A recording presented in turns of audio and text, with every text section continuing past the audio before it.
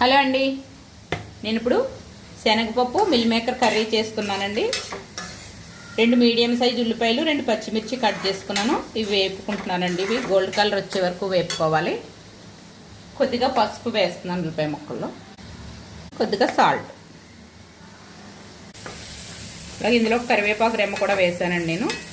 అలాగే శనగపప్పు వేసేస్తున్నాను. నేను దీన్ని నానబెట్టి ఒక అరగంట ఉడకబెట్టి పెట్టుకున్నానండి. ఇందులోనే అల్లం వెల్లుల్లి పేస్ట్, ఒక అర స్పూన్ అల్లం వెల్లుల్లి పేస్ట్ వేస్తాను. మసాలా నేను ఇంట్లో చేసుకున్న మసాలా అండి, ఒక స్పూన్ వేస్తాను. ఇప్పుడు ఇందులో మిల్ మేకర్ వేస్తున్నానండి. మిల్ మేకర్ నేను వేడి నీళ్ళలో వేసి బాగా పిండేసి తీసుకుని జస్ట్ ఇలా ఒక రన్ మిక్సీ పట్టుకున్నానండి. ఇలాగా కీమా అలా చేసుకుంటే బాగుంటుంది. ఇప్పుడు ఇది వేసేస్తున్నానండి. సరిపడా కారం వేస్తాను.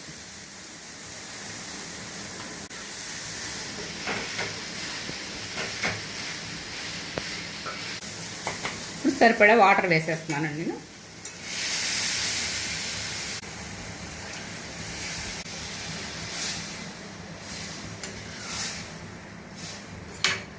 చూద్దామండి.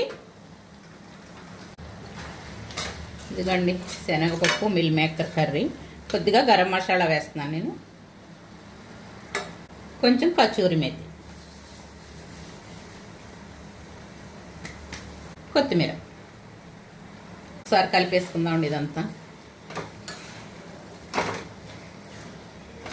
చాలా బాగుంటుందండి ఈ కర్రీ. మిల్ మేకర్ కర్రీలా ఉండదు, మటన్ కీమా కర్రీలా ఉంటుంది. శనగపప్పు మటన్ కీమాలా ఉంటుందండి. అంత టేస్టీగా అంత బాగుంటుంది. తినండి, రెడీ అయిపోయింది. ఇదిగండి శనగపప్పు మిల్ మేకర్ కర్రీ. ఇలా చేసుకోండి, చాలా బాగుంటుందండి.